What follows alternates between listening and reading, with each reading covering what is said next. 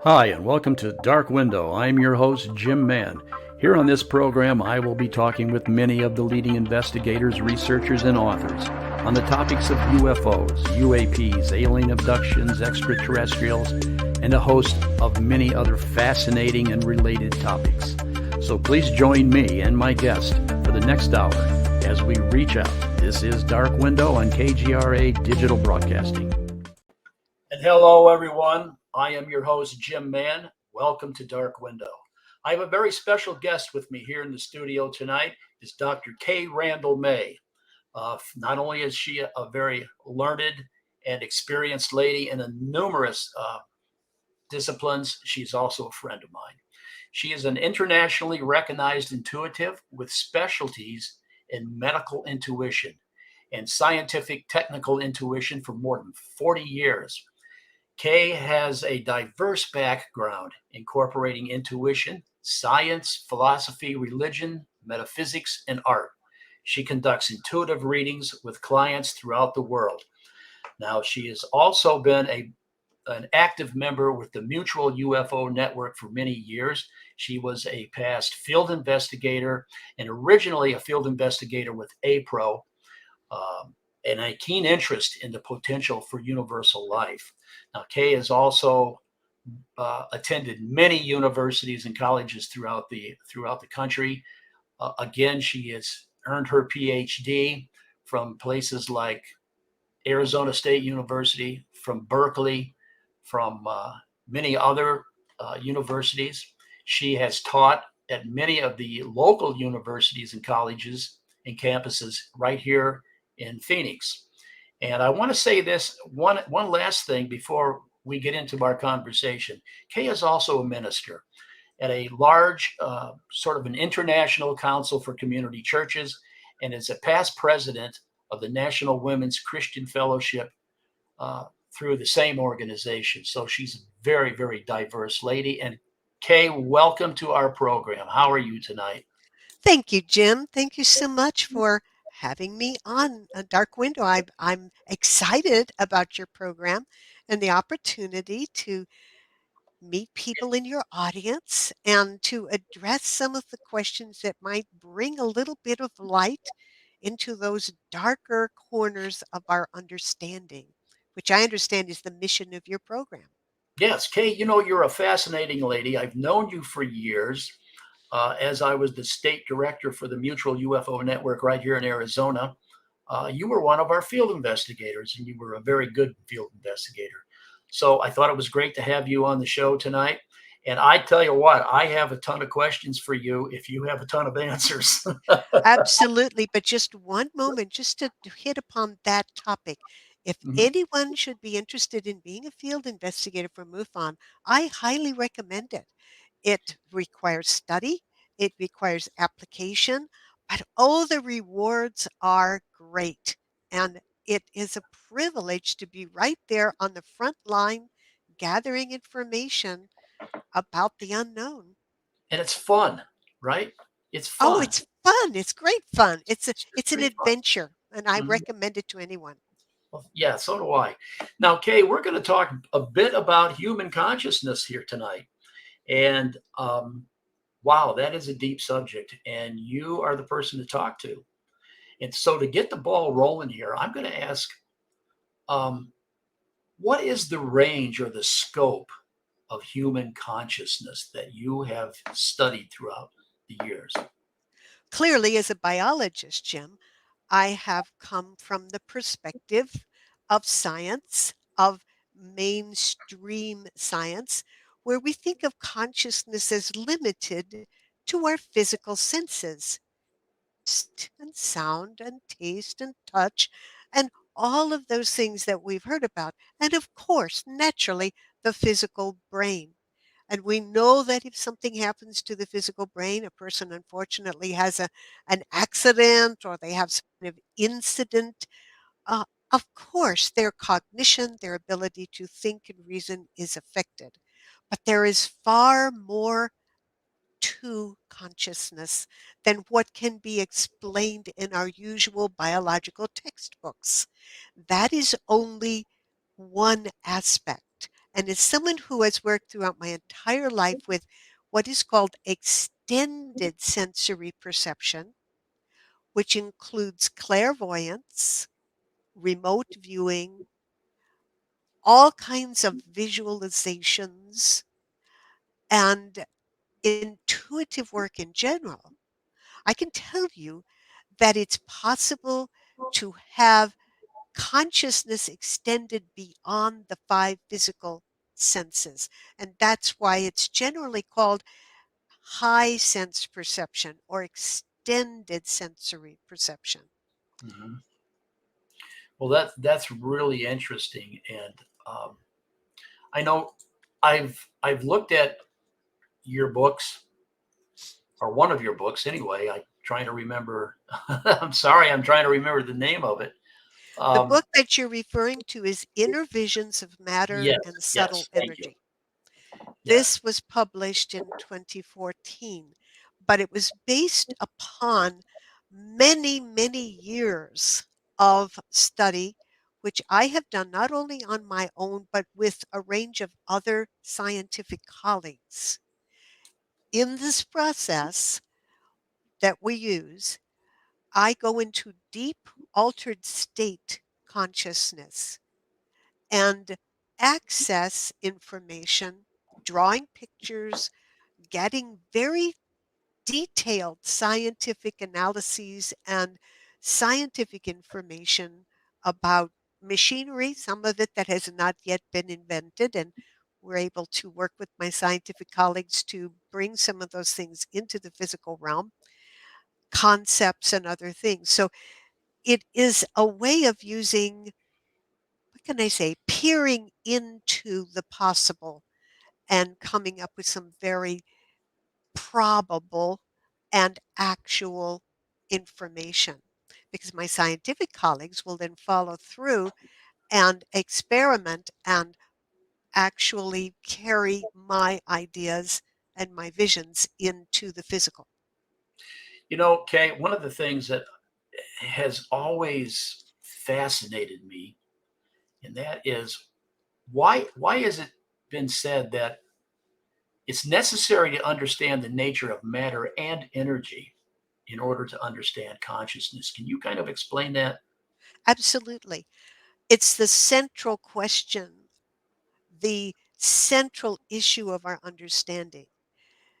When I was a little girl and took physics back in high school in prehistoric times, I'm not that old, but it was a long time ago.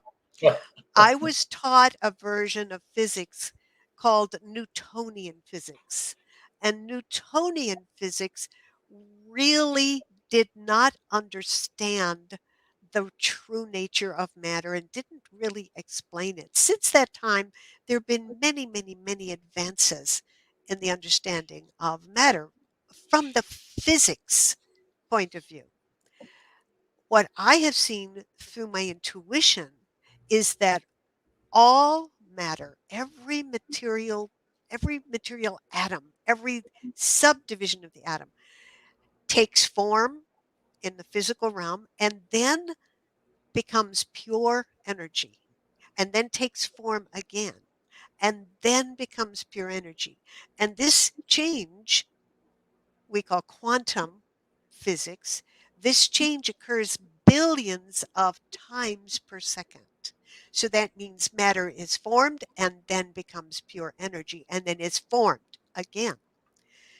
So during the time, I won't say time, during the percentage of existence that an atom is physical, it clearly is distinct and in itself separate from other atoms. But that percentage of existence that that atom is pure energy, it's all one with all other atoms. So consciousness derives from this shared, I call it a mind field, that then precipitates or formed again into the synapses, the neurons, and all of the other cells and components of our physical brain. Our thoughts are limited by our synapses or the connection between our neurons. And we have a memory, those connections change, they they mutate, they move around, they morph, Hmm. and they are limited though by the physical connections. But in the pure energetic percentage of existence of matter, all information is one. You and I are one in that level, Jim. So the issue becomes, how do we retrieve that connection? And that is where the work of intuition comes. Those people, such as myself, who've trained over who knows how much time, for me, it's been all my life, in accessing extended sensory information. We're This, drawing from the field that I call the mind field. right. And it's the mind field, by the way, that exists after physical death. Well, let me ask you this, okay? The extended sensory perception, we're talking about telepathy, remote viewing, psychokinesis, precognition, correct? Absolutely. All of those terms that you have used and more, because we're also talking about universal consciousness, the Hmm. awareness that a person would get to when they're in deep, deep meditation, Hmm. where they feel they are in contact with the God source, however they conceive of the God source, this ecstasy feeling that a person has when they're in that deep, deep, deep meditation, when they feel they're at one with the universe. That is the connection with the oneness, with the one. I'm going to kind of throw a curve in here for a minute. Um, it has been said that all all information in the universe is contained within one field, and they call that the Akashic field. Is that a part of what we're talking about here? Yes, that's one of the perspectives of it, one of the versions of understanding it. Yes, all information, all events, there is no past, present, or future in this shared mind field, Hmm. because this is pure energy. There is not a past, present, or future until that pure energy is focused into matter. And when it focuses into matter in that blink of existence, it has a past, a present, a future, and it has a location, and it's solid.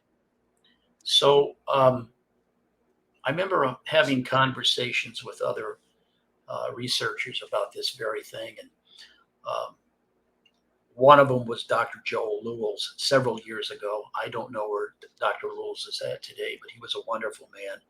He wrote a book called The God Hypotheses. And I had a great conversation with him and Bob Dean years ago. Um, and that conversation dealt with, is consciousness, is human consciousness, is it local within the gray matter, or is it non-local from somewhere else? Are we just like radio receivers from for a signal coming from somewhere else? Well, it is both, Jim. There is Yeah. the consciousness, which is the formed physical brain matter and all Hmm. of its functioning. And then there is the pure energetic, shall we say, field of energy that we are all part of. So there it is both. And so we are constantly forming, reforming, forming, reforming, forming, reforming. And if we can allow ourselves to retain the consciousness from the mind field to some extent, we can bring that into the physical. And some of the greatest inventors, people like Albert Einstein and Tesla and Tesla those was individuals um, recognized that a lot of their ideas and their concepts were coming to them from elsewhere. All of us have consciousness that is constantly bombarding us from this field in which we're, shall we say, existing at this time. And then after our physical bodies cease to be, the pure consciousness continues as rather mysterious force that continues to have identity that we call the soul. And of Mhm. course, there's a difference in the spirit and the soul. So there's very, very interesting levels of what I would call identity and organization in all of this. That's fascinating. We just a few weeks ago we had an interview with a lady who had a near-death experience, and she spoke about an existence apart from her body. Now, there's been thousands, maybe millions of people who have experienced these near-death experiences, and they all pretty much say the same thing, that there's an existence outside of this body. And this is fascinating stuff, Kay. But let me ask you: have you always been aware of your extended sensory precognitions, Well, or I beliefs? was fortunate enough to be raised by a family where intuition was honored, accepted, and promoted. My grandmother herself was a functioning psychic. She was a nurse, but she didn't have to work necessarily. So she spent full time with me. I'm an only child and only Mhm. grandchild. So I had the all full attention of these people. And grandmother trained me from the time I was little in how she was trained by her mother, who happened to come from Ireland and had what was called the second sight. And so I was told from the time I was little that I was psychic, that I had the second sight, and was taught various things from the very beginning about remote viewing and other things. We didn't call it those things in those days, but we just used it as just the way we functioned. You Yeah, would have loved my grandmother. Had she still been alive, she'd have been on your show. You would have loved her. I'd love to have her on the show. I down through the years dealing with the issues and things that we dealt with during the time I was a director with MUFON. We dealt with all of this. And I mean, when you start investigating UFOs and matters of high strangeness, this stuff is front and center. This business of consciousness and extra consciousness and on and on. And I I think about all these different abilities that people have. Um, People that see colors around other folks, people that will look at you and see your aura, people that will look at you and perhaps see the spirit guide that is attached to you. I mean, this is amazing stuff, and I think it's well worth the time to talk and discuss. Um, how have Now, you built? auric vision is particularly interesting if you want to discuss that, because um, many years ago, when Mhm. I was a graduate student in Berkeley, trying very hard, remember, after being raised in a family where intuition was fostered and everything, then I decided I really wanted to be a scientist, because I always knew from the time I was little I was going to be a scientist priestess, which is what I am.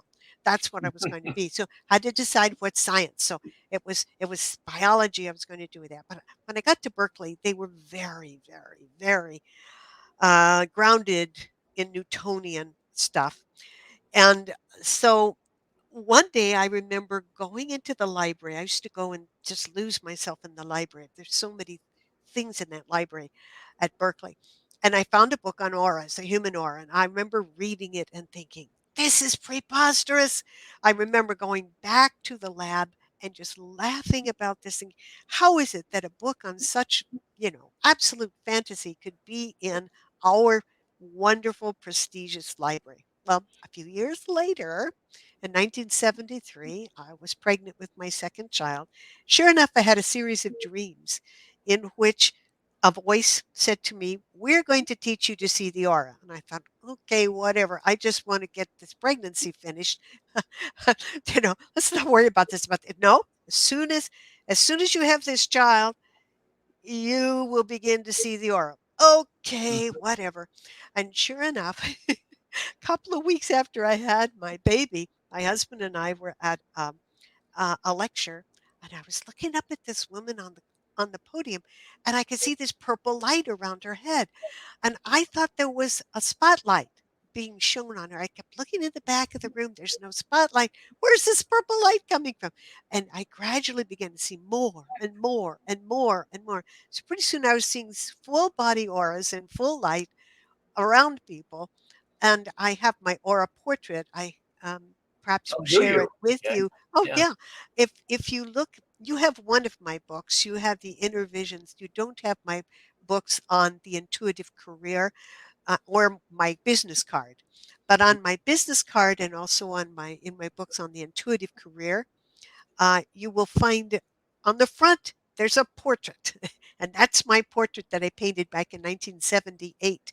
I stood in front of the mirror and did a self-portrait with some of the colors that I see. They move, they swirl, they twirl. So I believe I came to see the aura just to spite myself because I had actually, poo-pooed it when I was trying so hard to be a mainline biologist. Uh, And then I discovered as a biological um, investigator, I said, well, I want to test this. I discovered I could see these colors in any different light and without light, and that I figured they're coming from the occipital lobes of the brain. In other words, if you sometimes have a dream and a dream in color, where are those colors coming from? Well, they're coming from your brain. So I believe that my auric vision is being generated by back in the brain in the occipital lobe area, because it's certainly not coming from any external thing I'm seeing, because I could see it in full light or in darkness or under colored light. I see other colors, which is impossible. In other words, under red light I would see the full spectrum of different colors. so that's fascinating. But you also now here's a question that the lady who's working behind the scenes here, Patricia, uh, she's asking how does all of this work with people that have schizophrenia? Okay, schizophrenia and many of the other shall we say problems, difficulties with the physical brain are issues with either transmitters, neurotransmitters, or some of the actual functioning of the physical brain. Now, sometimes the modern medical community will place certain extended sensory phenomena into the basket of pathology. And so there are some individuals whose, shall we say, neuronal wiring is such that they are picking up on extended sensory perception, and the people that are around them are sometimes misinterpreting that as pathology. But then there's some real pathology as well having to do with the neurotransmitter. So the term itself is not precise enough to really know, but I can tell you that a lot of the work that most psychics do would not be classified as normal brain functioning Oh, if if it were. But people the always thing say is things like you're miswired that or something. there you go. Yeah. However, but the thing is that we can actually, if we see something that's actually verifiable, it makes it hard for them to dismiss it as pathology. So there are problems with the brain. That's true, and some of them do lead to difficulties with thoughts. But there are also some bleed over from the mind field which can cause confusion, can cause apparitions, can cause things like auric vision. It's the It would be physical very side of Mhm. of us. Right. I mean, Right. So if I were to go to a typical psychiatrist and say, well, sir, I see, or madam, I see these colors coming out of people and they're going here, they probably would think that I was deranged in some way. So, yet it's very helpful in fields like medical intuition and other applications. well, I like that term, medical intuition. Can you kind of go into that a little bit about what's going Absolutely. on? Medical intuition is one of my specialties. It's a field which is emerging more and more. And I want to let your listeners know about our new website, NOMI, NOMI, medicalintuition.org. And they can go to that website and learn a lot more about this emerging field of medical intuition. When it's practiced as we practice it in NOMI, National Organization for Medical Intuition, it is a way of knowing using high sense perception or extended sensory perception what is going on within an individual's physical body or their energy field. It's not practicing medicine. So, medical intuition is not diagnosing or prescribing. That's very, very important, but it is defining what is happening. So, I work with individuals, clients all over the world, literally remotely, and will use remote viewing, clairvoyance, to scan through the physical body to see what I am seeing, what I know of anatomy and physiology, having even taught human anatomy at some point in Mhm. my college career. And then I can determine actually all the way down to the level of the genetics. I have one client that I recently was working with, just trying to determine where some changes had occurred on which of his chromosomes. So actually going through and looking through the chromosomal array to see where certain changes had occurred in some of the chromosomes. So this is something which can provide a lot of very specific information about root causes of problems, physical problems that people So have. yeah, that's interesting that the intuitive, medically intuitive person can sense. You're saying that the medically intuitive person can sense physical, structural Absolutely, problems. that's what it is. Physical, structural issues that deviate from what we would expect to see. So I scan through a person's body. I'm looking at their bony structures. I'm looking at their muscles. I'm looking at their gut. I'm looking at the tissues, but also down to the molecular level. And as I say, down to the chromosomal level in some cases, to see what is going on. And a lot of detail about structures in the brain and other things for certain clients if they're interested in that. But it's not a diagnosis like it's, yes, you have hemocus or you've got this. I'm not a Mhm. physician. I've got a PhD, not an MD, Right. but I'm looking to say this looks this way to me or that looks that way to me, and you need to follow through with your physician or not or whatever, or consult with your healing team. And of course, I do work with some physicians, also with some patients. Now, do we see that in the modern day medical field at all? Do we see much of this going on where people intuitively come in and I mean, I've never Absolutely. really. Okay. Absolutely. And this is part of the research that our NOMI, National Organization for Medical Intuition, is doing, is to see how many practitioners are out there, um, who are working with intuition on a regular basis, and how that can happen, how it can happen legally, how it can happen in such a way that it's ethical. We want to apply strong ethical guidelines to this emerging field. Well, wow, this is just as interesting as anything I've ever talked about. But I see a term here, bioplasmic field. Is that the Right. same? That's different than from the aura It. That is a biological term. That's a more scientific term for the word aura.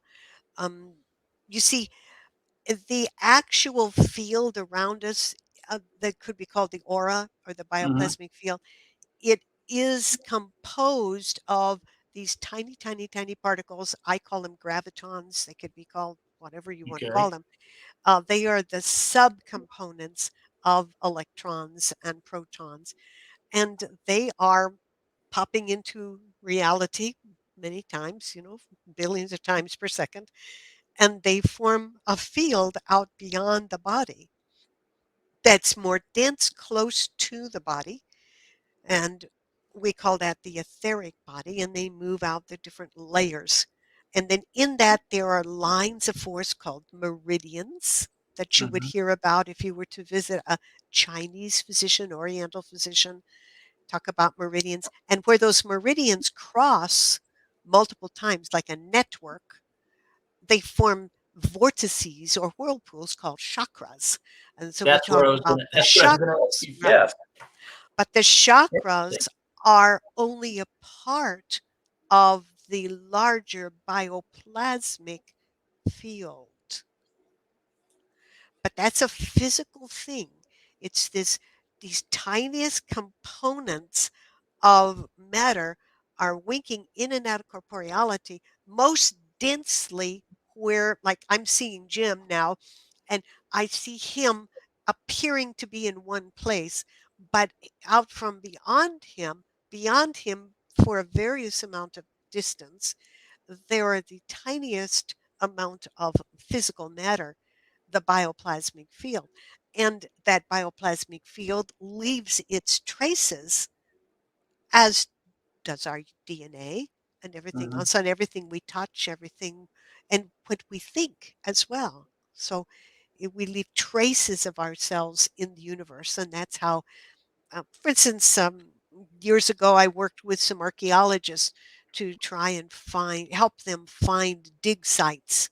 And I was not the only psychic that was doing this. There were about 6 or 7 of us, and we didn't work together. We didn't know about each other or anything, but we just followed the traces in the bioplasmic field to find where they would be able to find artifacts, and they did.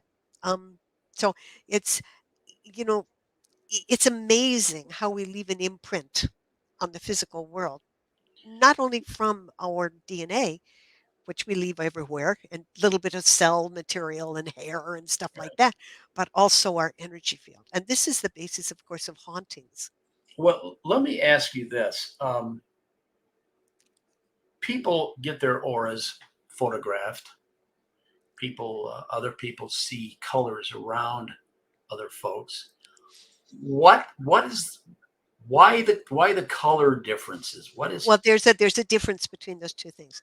The phenomenon called aura photography is photography of a force field, but it is not what I see. It doesn't look like the way I see. It might be a similar kind of field, but it doesn't look like what I see.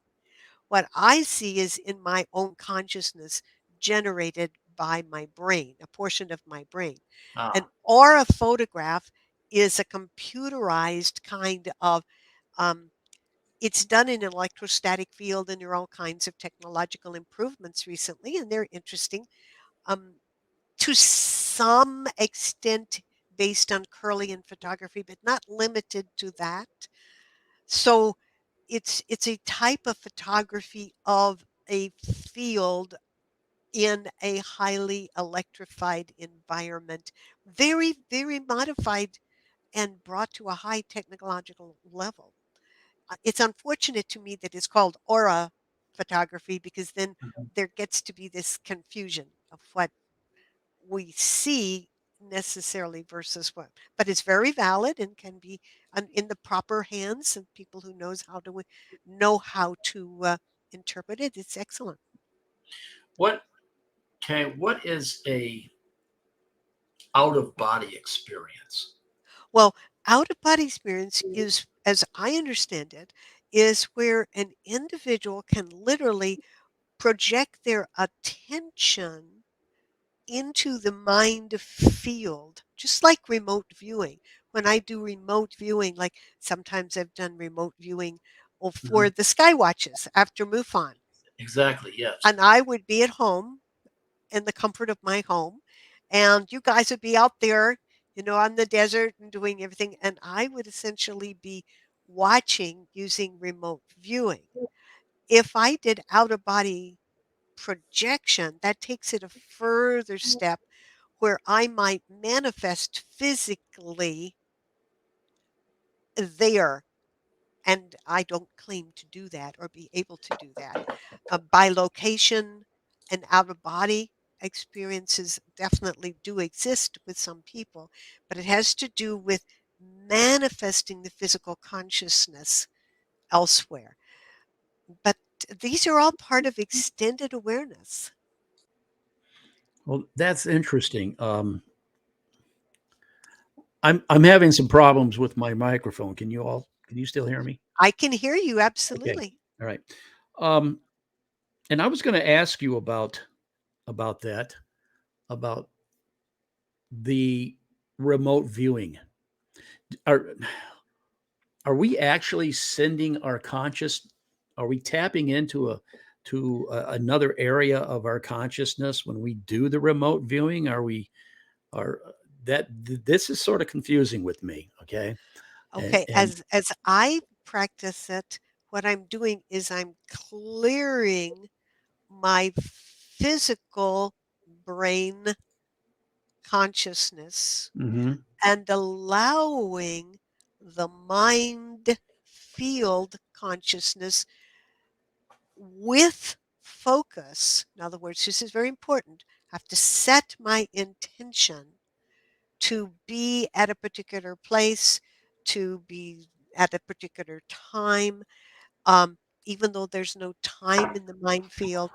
And then I bring back to the physical brain those impressions. So it's an extension of what I do in the scientific and technical intuition, an extension of what I do with the medical intuition, very much the same. I'm looking at a physical event that's far away from me. So let me get this right. You're tapping into this non-local conscious Right. state. Through intention. So isn't that Intention is very, very important. this is a hard topic for me to trying to clarify my question. It's hard Yeah. enough, you know. Because this stuff fascinates me because I have been on a few of those times when you and your team have been on the other side of town, while the MUFON team, many of us, were 90 miles away. Right.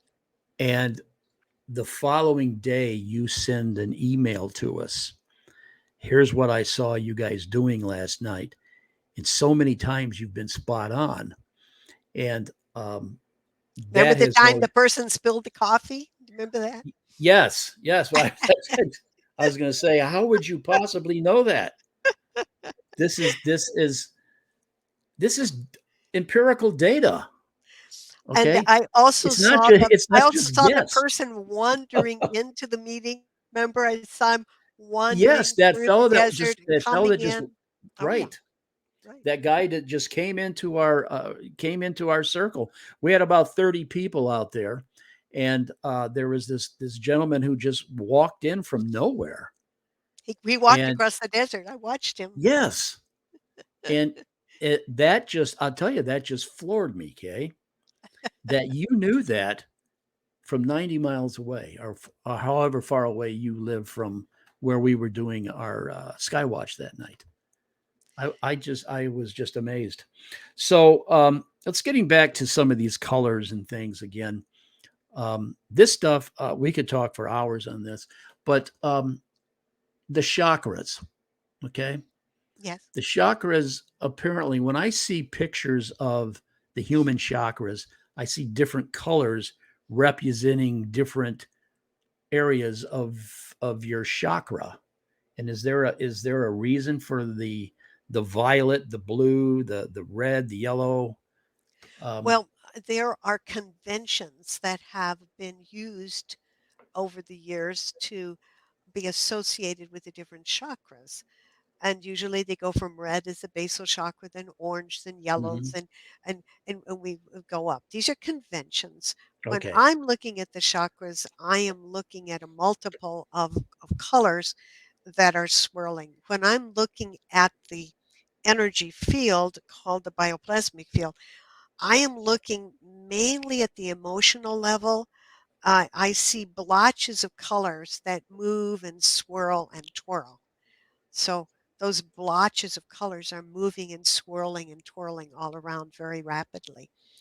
Um, and so it's one of the best authors is, of course, Barbara Brennan. Her book Hands of Light and Light Emerging. These are wonderful. These are great. They give artist renditions of these things if anybody wishes to study them further. Okay.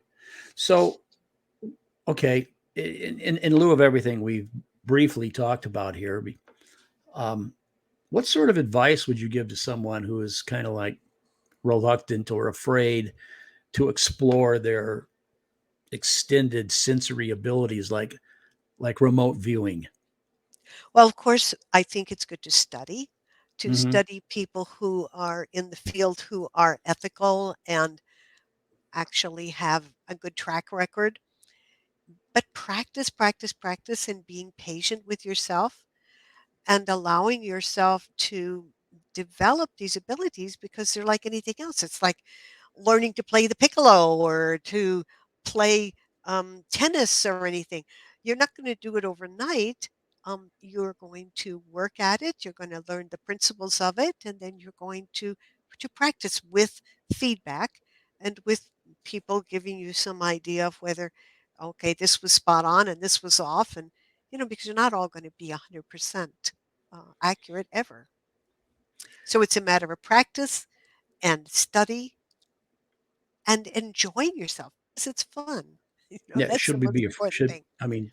Should people be afraid of it? I mean, I remember one. Let me just mention. I remember one time, and I don't know why this happened to me. I've always been sort of um, what is it, a left brain thinker. That is the more hard science. I don't really let emotions rule my thoughts. Um, I had an experience one night where I actually seemed to have uh, propelled myself in time. It could have been a very vivid dream, okay, Hmm. but it scared me. It scared me so bad that I thought that this whole business of remote viewing and out of experiences and things are something that you don't really want to fool with because number one, it's real. Number two, it's maybe something you don't want to get involved with. But is there ever has have you ever heard of any situations where people have maybe harmed themselves by doing these sort of exercises and practices? Absolutely. I think it's like any kind of intellectual activity. I have Hmm. known people who have harmed themselves with typical everyday thought activities. If they go off the deep end with No, them good and point. become Yes. extreme with them, you want to never lose track of common sense and of the sense that you want to pay attention to whatever's coming out of your mouth or whatever you are perceiving and pass it through the filter of common sense and good logic. I feel a person must keep their feet on the ground and be grounded. I work Hmm. with prayer. I work with setting my intention, of course, for the greater good.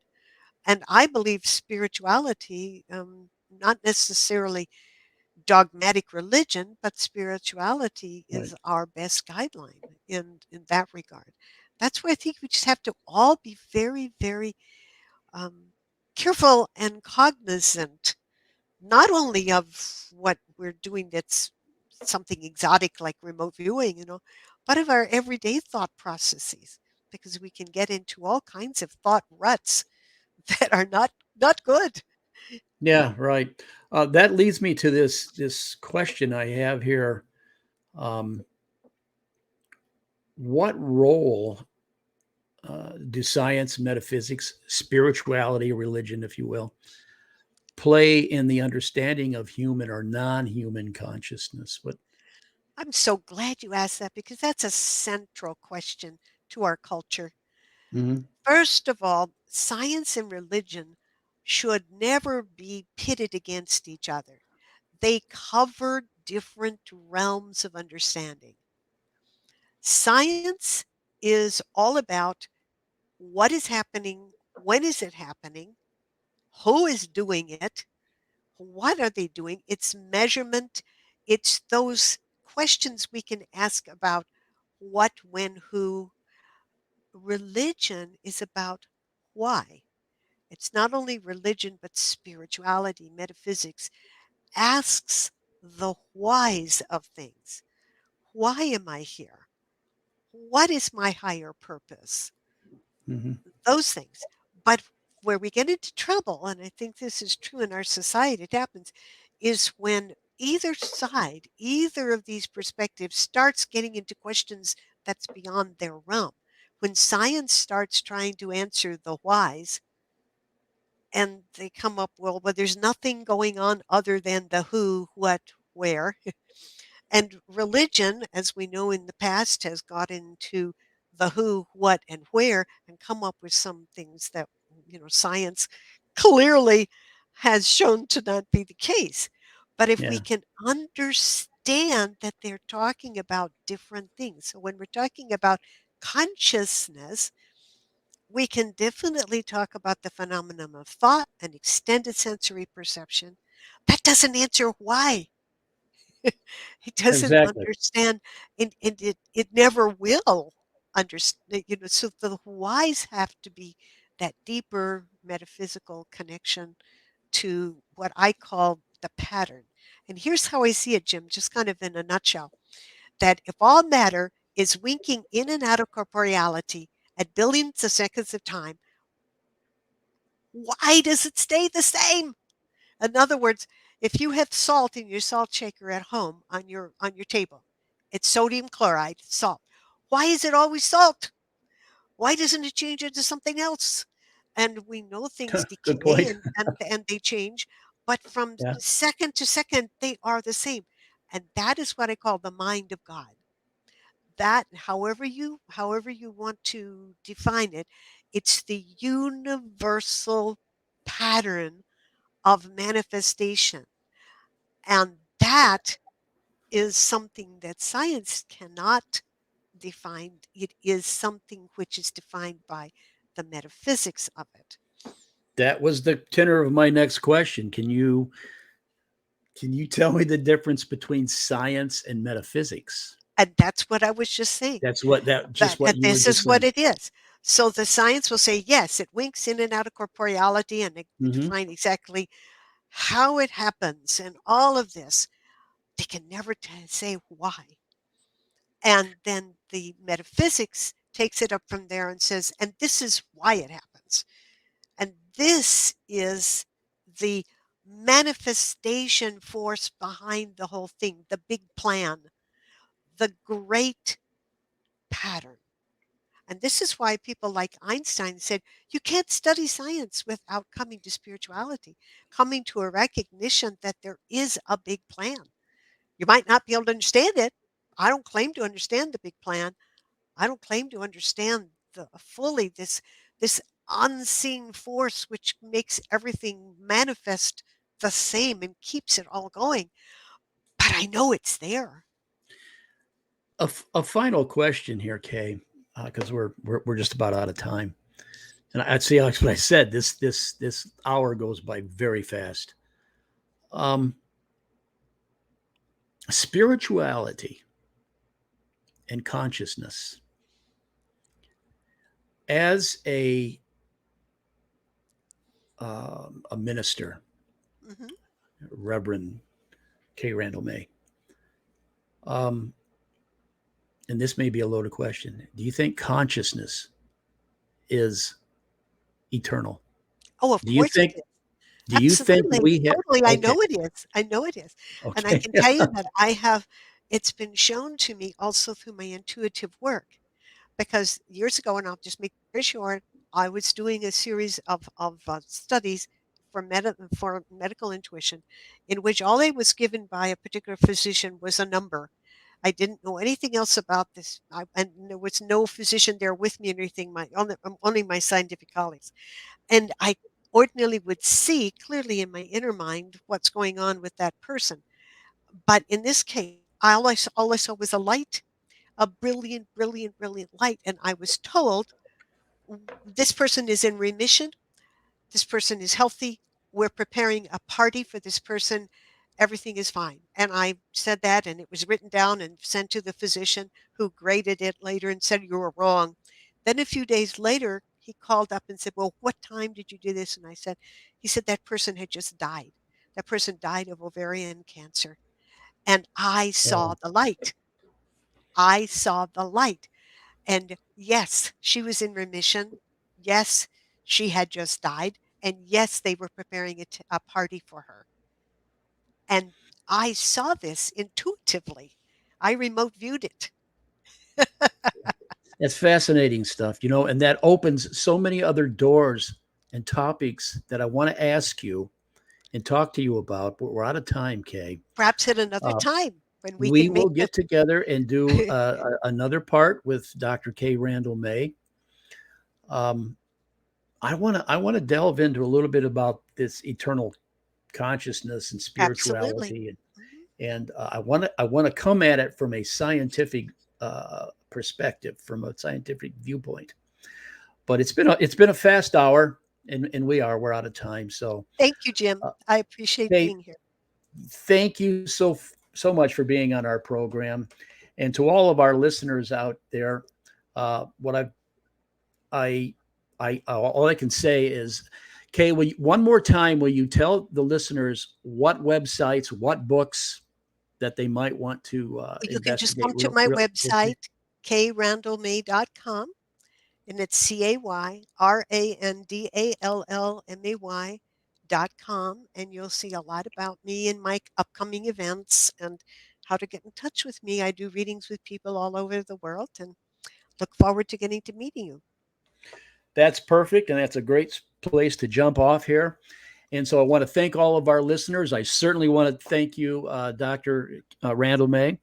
And so until next week, when we have another interesting guest, I want to say thank you on behalf of Dr. Cay Randall-May and on behalf of Patricia Wilkinson, my program manager. I am your host, Jim Mann. Thank you for joining us here on KGRA's digital broadcast, Dark Window. See you next week. I hope you can tune in. Thank you and have a good night.